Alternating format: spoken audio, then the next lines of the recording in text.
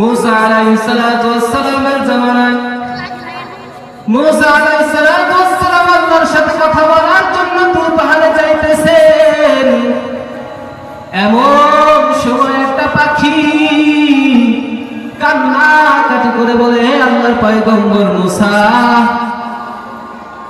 আমার আশেপাশে কত পাখি খানা খায়, কত পাখির মুখে রিজিক আছে, আমি আজ 3টা দিন হয়ে গেছে আমার ঠোঁটের সামনে কোনো রিজিক আসে না।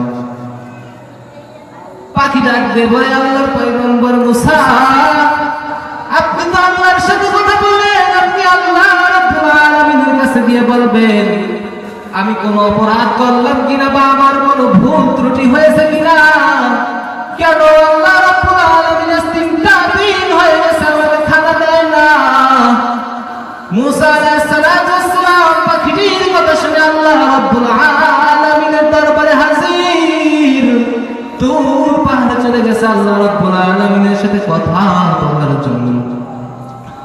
আল্লাহ রাব্বুল আলামিনের সাথে মুসা আলাইহিস সালাতু ওয়াস সালাম কথা বলতেছেন।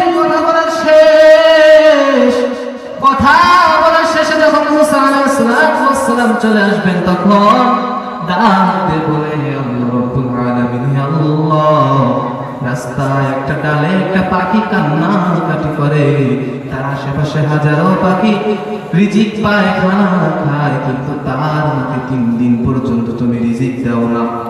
কেন? তার উপর কোনো দাগ করেছো কিনা, তার কোনো ভুল হয়েছে কিনা? আল্লাহ রাব্বুল আলামিন ডাক দিয়ে কয়, মুসা, হে আমার নবী, হে আমার বন্ধু, তুমি তোমার ওই পাখিকে গিয়ে বলবা যে পাখি, আর তোমার আল্লাহ রাব্বুল আলামিন তোমাকে 1000 বছর পর্যন্ত কোনো রিজিক দিবে না।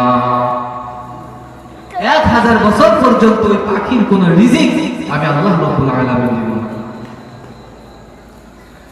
মুসা আলাইহিস সালাতু ওয়াস সালাম তুর পাহাড়ে আল্লাহ রাব্বুল আলামিনের সাথে কথা বলা শেষ, আবার রওনা করছে নিজ গন্তব্যে।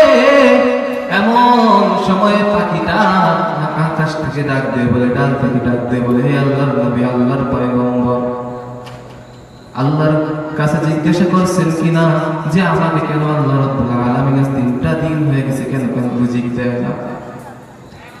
মুসা আলাইহিস সালাতু ওয়াস সালাম ডাক দিয়ে বলে, পাখি রে, আল্লাহ রাব্বুল আলামিন 1000 বছর পর্যন্ত তোমার কোনো রিজিক দিবে না। পাখির সঙ্গে সঙ্গে বলে, আলহামদুলিল্লাহ, আল্লাহ রাব্বুল আলামিন যদি আমাকে 1000 বছর পর্যন্ত হায়াত দেয়, 1000 বছর পর্যন্ত রিজিক না পাইলে কোনো অসুবিধা না। সুবহানাল্লাহ।